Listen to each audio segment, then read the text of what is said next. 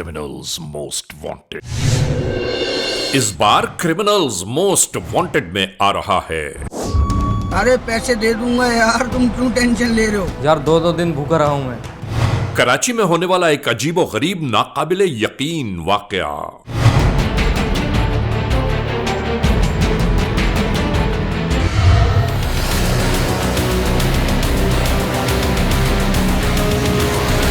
इसके दरपर्दा कौन सी दास्तान पिन्हा है?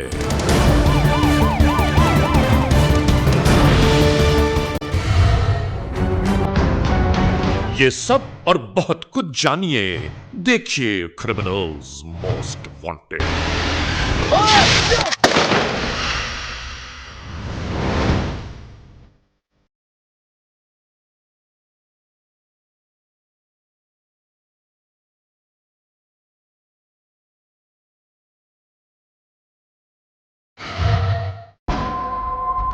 जुर्म की तारीख रविश पर दौड़ते हुए मुजरिमों की तलाश में क्रिमिनल्स मोस्ट वांटेड। कानून के निगहबानों और जराइम पेश अफराद की कशमकश के दरमियान रिकॉर्ड किए हुए प्रोग्राम क्रिमिनल्स मोस्ट वांटेड। नाजरीन, क्रिमिनल्स मोस्ट वांटेड के हर एपिसोड में हम हमेशा यही तो कहते हैं कि हम इंसाफ और कानून की बालादस्ती चाहते हैं और सरकूबी चाहते हैं उन मुल्क दुश्मन अनासर की कि कानून जिनके लिए महज एक मजाक है। इंसाफ और कानून की यही सरबलंदी हमारे इस प्रोग्राम का मरकजी ख्याल है कि जिसका नाम है क्रिमिनल्स मोस्ट वांटेड। तो आइए, हमेशा ही की तरह सबसे पहले हम आप सबको ले जा रहे हैं अपने क्राइम स्टेटमेंट बोर्ड की जानिब कि जहां आप देखते हैं कि इस हफ्ते पूरे मुल्क में सरजद होने वाले जराइम की आदाद और शुमार क्या रहे। सिटीजन पुलिस लजान कमेटी यानी सीपीएलसी और हमारी यकजा की गई तफसीलात के नाते इस हफ्ते पूरे मुल्क में सरजद होने वाले जराइम की आदाद और शुमार।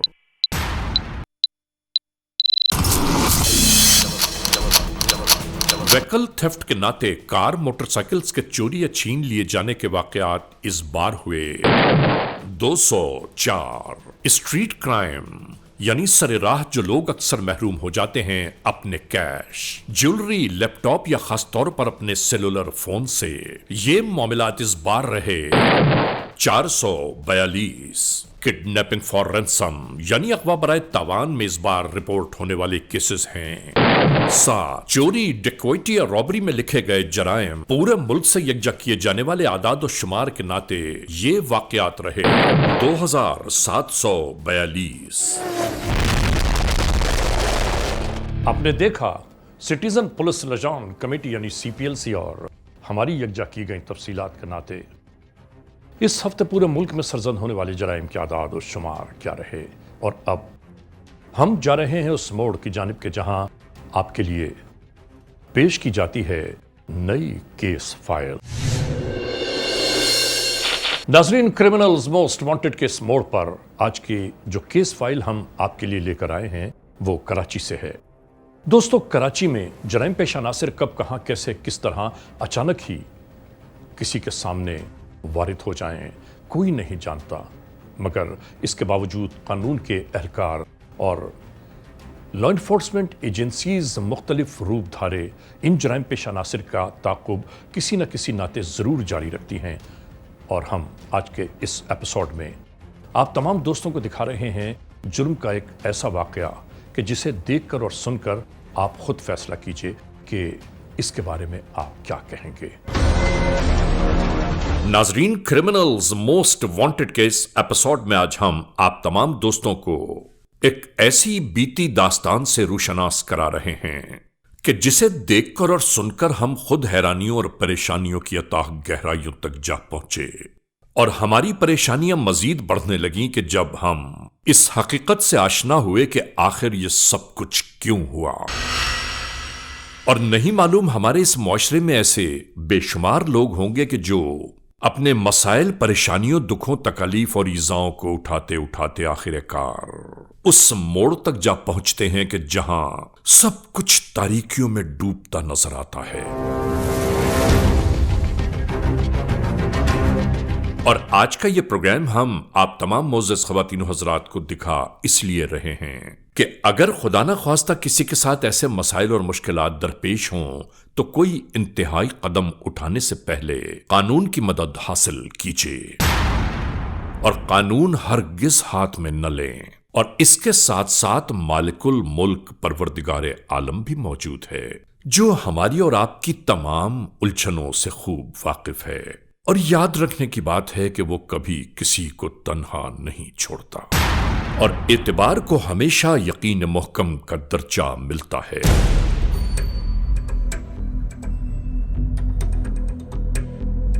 एतबार और बेतबारी के दरमियान ही आज का ये वक़ुआ शुरू हुआ। ये सब कुछ कैसे हुआ, हम आपको बताते हैं। 29 मार्च 2019 अल फलाह पुलिस स्टेशन की हुदूद कराची।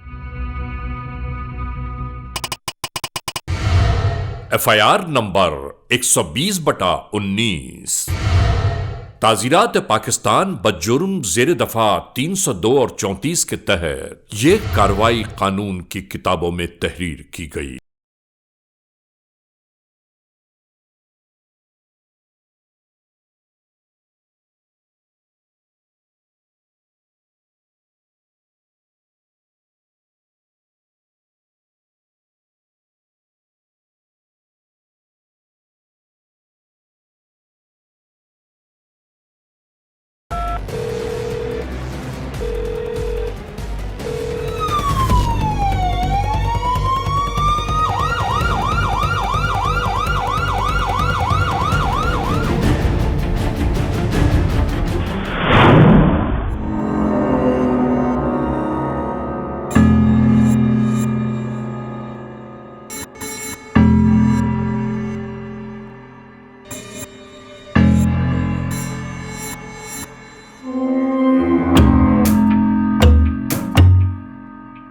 नाजरीन, अल फलाह पुलिस स्टेशन कराची की हुदूद में कानून के एहलकारों को एक इत्तला मिली कि जिसकी बाबत ये इस मकाम तक आप पहुंचे।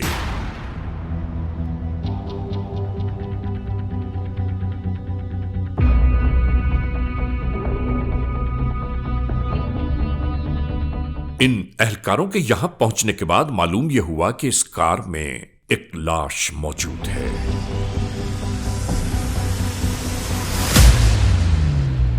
सब हैरान और परेशान चारों जानिब देख रहे थे कि आखिर ये सब यहां कैसे हुआ। नाजरीन, यहीं से इस दास्तान ने जन्म लिया।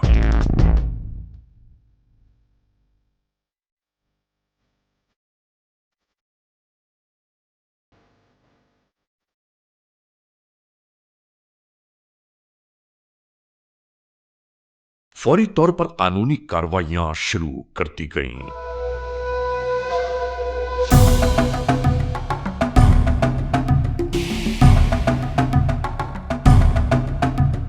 तफ्तीश ये जारी थी कि आखिर किसी ने इस वक़्वे को होते हुए देखा है या नहीं।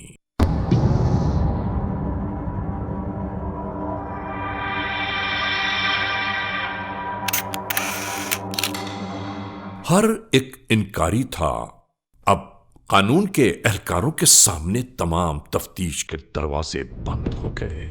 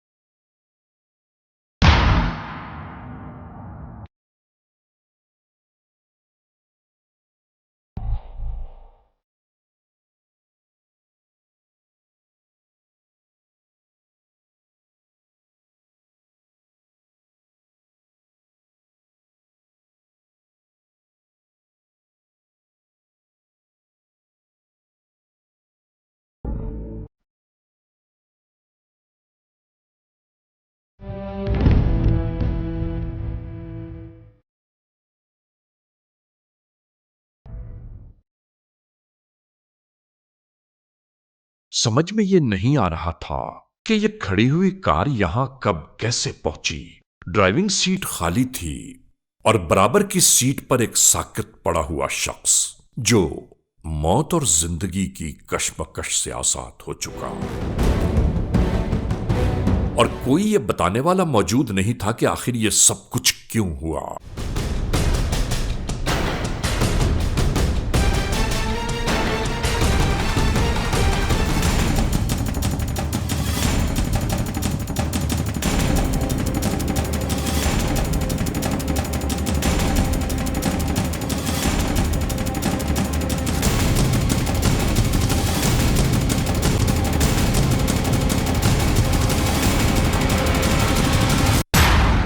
इसके बाद इन एहलकारों ने इस कार को तहवील में लेते हुए अस्पताल का कस्द किया।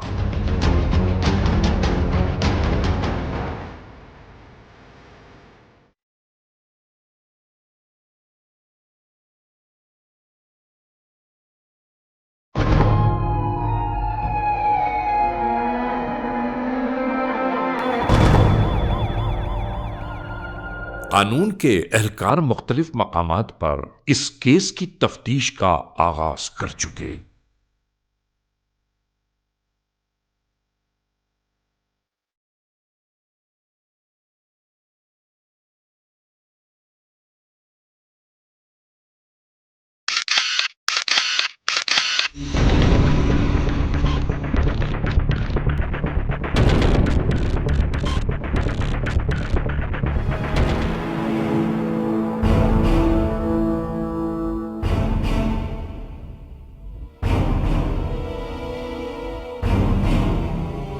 नाजरीन, एफआईआर की मुद्दईयत में मुद्दई साजिद हुसैन वल्द साबिर हुसैन साकिन मकान नंबर 8 लांढी कराची पेश हुआ, जिसने यह बताया कि उसका भाई दावत में गया था और उसके बाद लौट कर नहीं आ पाया। तमाम तर कानूनी तकाजे पूरे करते हुए इससे मालूम यह किया गया कि किसी से कोई दुश्मनी, कोई नाचाकी, कोई झगड़ा लड़ाई, लेकिन हर बात इनकार में मिली। तफ्तीशी ऑफिसर ने मकतूल का मोबाइल नंबर खोज करने की खातिर उसके पास मौजूद तमाम नंबर्स का इंदराज शुरू कर दिया। अफरीदी वाली जो एफआईआर हुई थी,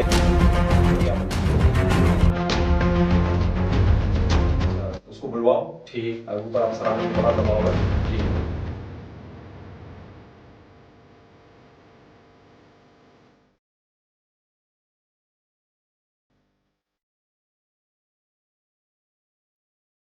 वालेकुम सलाम।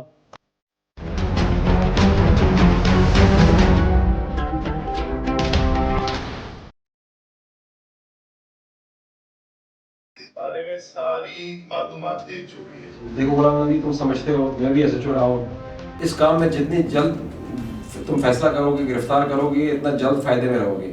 और आखिरकार कानून के एहलकार इन्हीं मामलात को मद्देनजर रखते हुए उस मोड़ तक जा पहुंचे कि जहां से इस केस की गुत्थियां सुलझना शुरू हो गई। कवर कर लेंगे, जितना डिले होता जाएगा मुश्किल हो जाएगा। तो इसके लिए तुम्हें बड़ी मेहनत की जरूरत है सर, बिल्कुल। और बड़ी टीम बनानी है अपने साथ, और बड़ी मेहनत करनी है इसको पकड़ने के लिए जितनी जल्दी हो सके। Deputy superintendent of police Al Falah, इलाका एसएचओ आपस में यही गुफ्तगू कर रहे थे कि आखिर इस संगीन मामले के पीछे कौन से अवामिल कार फरमा हो सकते हैं। कत्ल कहां हुआ, मौके वारदात पर या कहीं और? तो मौके वारदात आखिर इसी मकाम को क्यों बनाया गया? ये उसे एसएसपी पूछ रहा है, डीआईजी पूछ रहा है। इसके पीछे कौन से राज पिन्हा हैं? इस मामले को जितनी जल्दी हो सके इनको कैफरे किरदार तक पहुंचाओ। तमाम तर मामलात की छानबीन के बाद आखिर ये फैसला किया गया कि मकतूल की तमाम तर तफसीलात को जब यकजा किया गया तो उस दरमियान एक ऐसा फर्द मंजर पर उभरने लगा कि जब उसकी तफसीलात यकजा की जाने लगी तो उसकी तफसीलात में कहीं कोई जुर्म का शायबा भी न था। इसके बावजूद कानून के एहलकारों के पास बस एक ही राह बाकी बचती है कि मकतूल के टेलीफोन नंबर से आखिरी बार जिस शख्स के पास कॉल गई और जिसने कॉल रिसीव की उसे हिरासत में ले लिया जाए। यहीं से कानून के एहलकार मतलूबा फर्द की तलाश में निकल पड़े।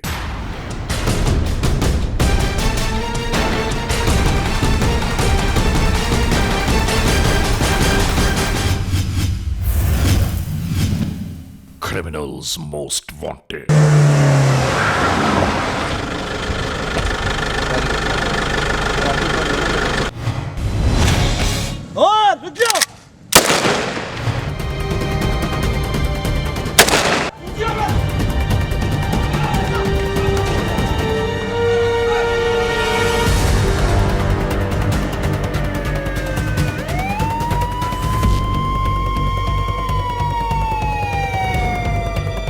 बिठाओ आगे ले गाड़ी आगे ले।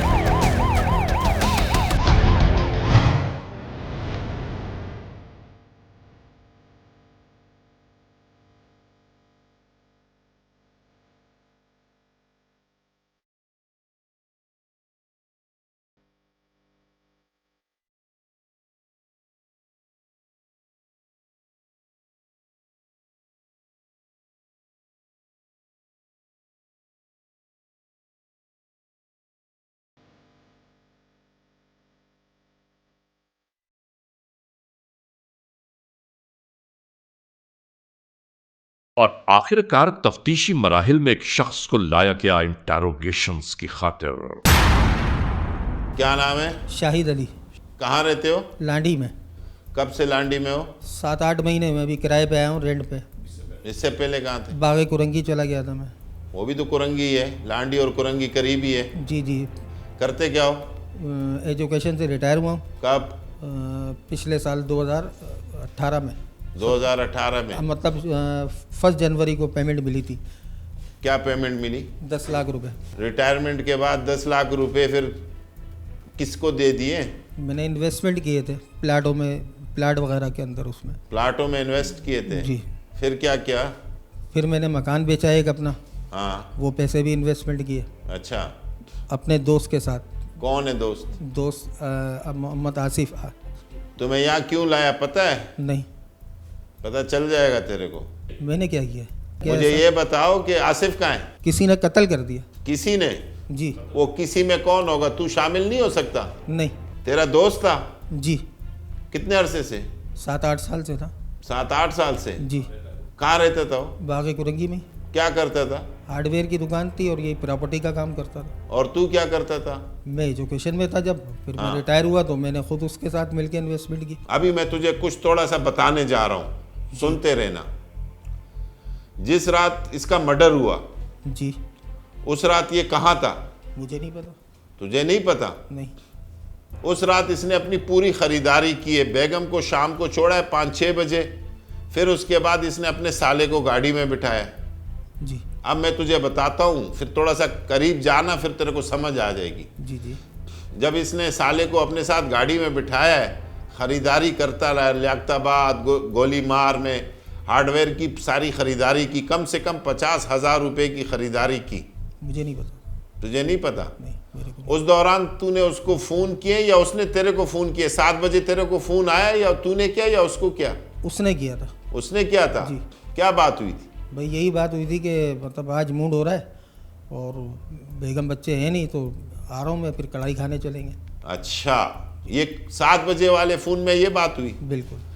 फिर तूने 10:15 बजे उसको फिर कॉल की? मैंने नहीं करी, उसी का ही फ़ोन आया। फिर 10:15 बजे क्या बात हुई? बस यही कि कहाँ पर हो? मैंने बोला घर। अब तुझे ये बताऊं कि जिस टाइम तुम लोग कॉलें आपस में कर रहे हो, जी जी। उस टाइम उसके पास एक गवाह बैठा हुआ है, उसका साला। जी जी। समझ आ रही है तेरे को बात? बिल्कुल। उसको ये पता है कि शायद कॉल शाहिद से बात हो रही है ठीक है। और रात उसका मर्डर हो रहा है। ये 2 कॉलें तो तूने उसके सामने की, उसके साले के सामने। उसको पता है कि शाहिद कॉल कर रहा है, शाहिद बुला रहा है, शाहिद खाने पे कढ़ाई पे बुला रहा है, और फिर उसकी गाड़ी से डिशबोर्ड में से कढ़ाई भी मिल रही है। ठीक है। कुछ दिमाग में पल्ले पड़ रहा है जो मैं बोल रहा हूँ? आपने फंसा दिया मेरे को बिल्कुल।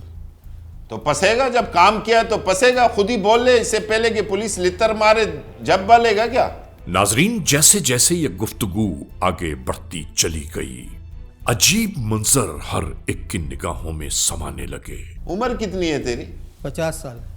तो 50 साल में अभी जलील होना चाह रहा है? सर मैंने 50 साल में आज तक कोई जुर्म नहीं करा, मेरा रिकॉर्ड है। मैं एजुकेशन का रिटायर हूँ, मैं सड़कों पे हूँ अपने बच्चों के साथ। मेरा सारी जमा पूंजी उस आसिफ ने अपने पास रख के मेरे को मजबूर कर दिया, इतना मजबूर कर दिया कि मेरी समझ में नहीं आया। फिर तुमने कत्ल कर दिया? बस मेरे हाथों से हो गया ये गुनाह, मेरे हाथों से ये गुनाह हो गया। तो इतनी देर से क्यों जो है ना, अब नहीं बोल रहे हो? इसने कहा कि अपनी जिंदगी का मैं तमाम सरमाया उसके पास रखवा चुका। जब मैं उससे मुनाफा तलब करता था तो वो मुझे हीले बहाने देने लगा। और एक दिन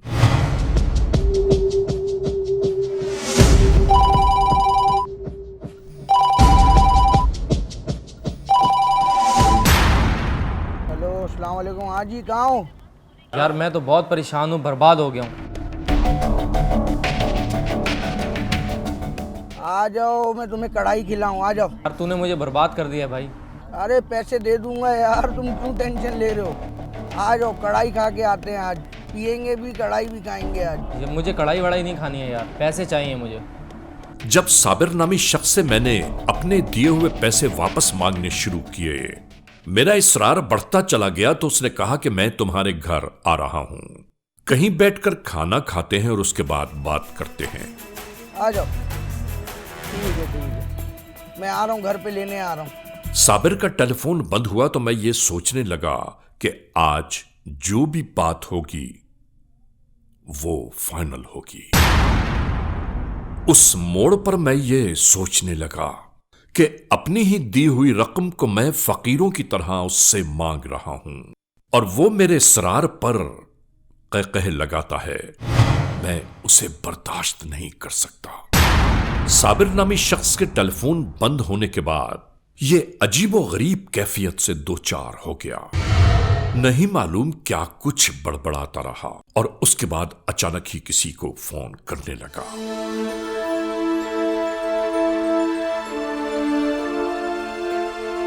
किधर है यार तू? ओ भाई जल्दी से आया, छोड़ दे सारे काम। मुझे इस वक्त बहुत सख्त तेरी ज़रूरत है, जल्दी से आ जाओ, आ जाओ।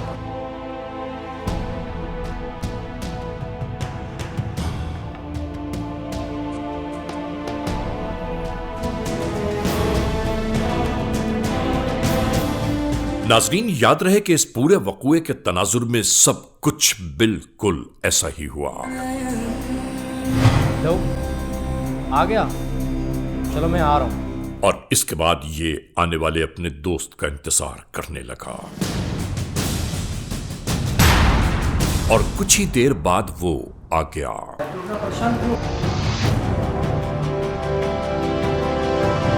बैठ जाओ। बैठ तो मैं जाऊँगा, मसला क्या है? हाँ, इतना परेशान? वो पैसों के लिए परेशान। क्या हुआ तेरे मसला? अपने आने वाले दोस्त को इसने यही कहा कि आज भी उसने मुझे टाल दिया। साबिर अब मुझे मैंने पैसे उसे कभी जितना नहीं पैसा था सब दे देगा। दिया। मैं समझ चुका। 40 साल की नौकरी वाला सारा 40 साल की नौकरी में मैंने जितना पैसा जमा किया था सब उसे दे दिया। हो जाएगा, सारा मसला तेरा हल हो जाएगा, तू परेशान मत हो। तूने उसको बुलाया है ना, तूने उसको? हाँ, बुलाया है उसे। आने वाला दोस्त मुस्तकिल उसे ढारस बता रहा था कि मिल जाएंगे तुम्हारे पैसे, लेकिन यह शख्स मुस्तकिल इस बात पर मुसर रहा कि मेरे ही पैसे मेरे सामने खर्च करके कह लगाता है। वो नई नई गाड़ियां लेकर आता है मेरे सामने और मुझे पैसे देने के लिए कभी हामी नहीं भरता। और आज तुझे मेरा साथ देना होगा, जो मैं कहता हूं वही करता चला जा। और इसके बाद अचानक ही यह उठकर अंदर की जानिब जा पहुंचा।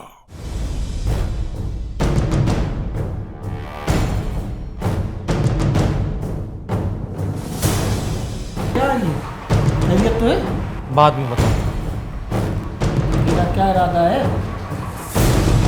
बाद में बताओ। और इसके बाद यकीनन सब कुछ ऐसा ही हुआ होगा।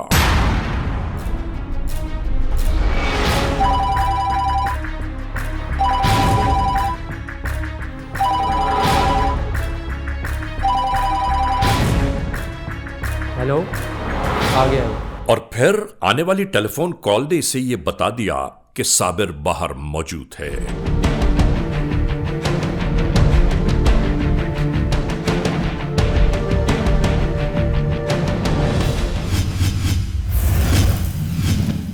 Criminals most wanted. फिर तुमने अल्ताफ को लिया, फिर कहाँ गए? फिर हम जाने लगे। आसिफ जो है वो गाड़ी चला रहा था, जो भैंस कॉलोनी। शराब किसने ली? शराब में लेकर आया था पहले से? हाँ, बोला था। जब इसकी गाड़ी में बेटा तो जब शराब तेरे पास थी? हाँ, मेरे पास।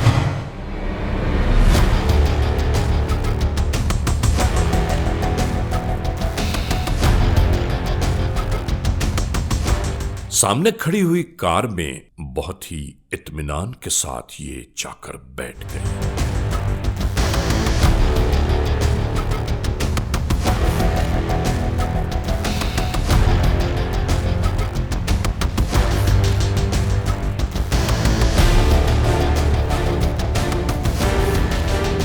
दौरान गुफ्तगू कढ़ाई खाने का प्रोग्राम बनने के बाद ये एक होटल की जानिब जा पहुंचे।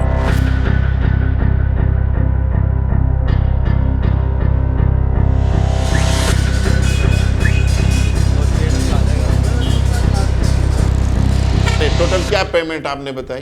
टोटल पेमेंट अल्लाह बख्श का गोट का जो प्लाट था वो 18.5 लाख रुपए। मतलब 18.5 लाख रुपए आपके कैश? इसने आसिफ ने दबा दिए? हाँ, 18.5 लाख रुपए कैश प्लस हाँ। एक प्लाट। वो प्लाट वो बेच चुका है। वो कितने का था? 10,75,000 रुपए का बेचा है उसने। मैंने लिया था 7.5 मतलब लाख। 28 लाख रुपए आपके आसिफ की तरफ निकल रहे थे? तकरीबन 29 लाख रुपए। 29 लाख जी टोटल। मुझे ये बताओ, तो 29 लाख रुपए के लिए आपने उसका गला काट दिया? इसको ये देखें कि मैंने क्यों करा। और मैंने 3 घर बर्बाद कर दिए, एक नहीं 3। एक प्लस आसिफ के बच्चों को मैंने यतीम कर दिया, दूसरा अपने बच्चों को बर्बाद कर दिया, तीसरा जो मेरे साथ था उसके भी बच्चों को बर्बाद कर दिया। तीसरा तो तूने अभी बताया, तीसरे का क्या नाम है? अल्ताफ। उसका क्या रोल था इसमें? उसका रोल यही था कि वो मेरे साथ था, गाड़ी चला रहा था। मतलब वो आपकी दोस्ती में आके उसने कत्ल कर दिया? जी जी। उसको पहले से बताया हुआ था? हाँ, उसको पता था। नाजरीन, दौरान तफ्तीश अंधे कत्ल का मुकम्मल केस खुलकर सामने आ गया। तो चल पैसों के लिए तो तू कत्ल कर, उसका क्या मतलब? वो पागल है क्या तेरे लिए जो है ना मर्डर अपने गले डाल रहा है? बस वो यारी दोस्ती में आ गया सर। तो तूने तो उसका घर भी बर्बाद कर दिया। मैं मानता हूँ ना सर, मैं मानता हूँ।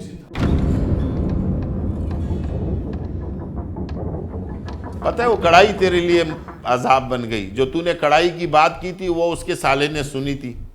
कार वाला शायद अपने आपे में नहीं था। हाँ नहीं, कढ़ाई की तो बात थी, मैंने नहीं, इन्होंने ही कहा था। इन्हीं ने कहा था जब तेरी फोन पे बात हुई थी कढ़ाई की। हाँ। तो उस वक्त साला उसके साथ गाड़ी में खरीदारी कर रहा था हार्डवेयर की। उसको ये बात कंफर्म हो गई थी कि शाहिद के साथ रात को इन लोगों ने निकलना है, पीना पिलाना करना है और कढ़ाई कानी। और बेंस कॉलोनी की भी आवाज आई थी। हाँ, बेंस कॉलोनी की तरफ गए थे? इस कानून से भी। इसलिए कहता हूं कि मर्डर कभी चुकता नहीं है, बिल्कुल मर्डर अपनी गलती छोड़ जाता है। बिल्कुल सर, आप सही कह रहे हैं। बात बताओ कि कहाँ लेके गए कढ़ाई लेने के, फिर बात कहाँ गए, कहाँ उसको मर्डर किया, कहाँ काटा, किस तरह काटा, उसने मज़ामत की नहीं की, वो चीज़ पूरी डिटेल दो। सर, हम बेस कॉलोनी से हमने कढ़ाई ली, हाँ पार्सल कराई आधा किलो। हाँ। वापसी आए, इनको हिलाया जुलाया, ये बिल्कुल मदोश थे।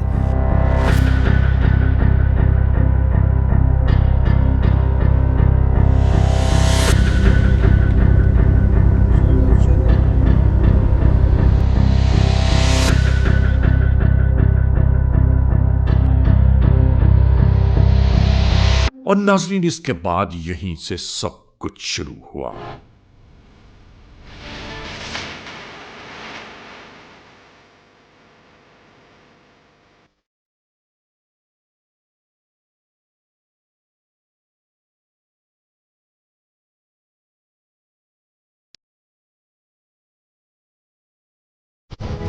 गाड़ी अल्ताफ चला रहा था, मोड़ से जाने में मोड़ तक मैंने चलाया होटल पे। हाँ। जब उतरे कढ़ाई आ गई है तो मैंने अल्ताफ को दे दी, मैं पीछे सीट पे जाके बैठ गया। पिछले सीट पे तो वो यूं करके बिल्कुल वो था। बस मैंने छुरी चला दी। उसने टांगे नहीं मारी? उसने टांगे मारी थी तो वो डैशबोर्ड पे क्योंकि उसके टांगों पे निशान है जख्म के। डैशबोर्ड में फंस गई थी। जालिम आदमी, तू जानवरों वाला काम इंसानों के साथ कर रहा है। अबे तो जानवर के बच्चे, किसी को बोलता वो तुझे वापस करा देता पैसा। कोई प्रूफ ही नहीं था मेरे पास कि मैंने इसको पैसे दिए। वो तो साफ बोल रहा है। मैं कहाँ जाऊँ, किसके पास जाऊँ और किस बुनियाद पे जाऊँ? काम तो तूने जानवरों वाला किया, लेकिन हम फिर भी जो हमें कानून जिस चीज़ की इजाज़त देती है हम अदालत के सामने तुझे लाएंगे। ठीक है सर। अल्ताफ को लेकर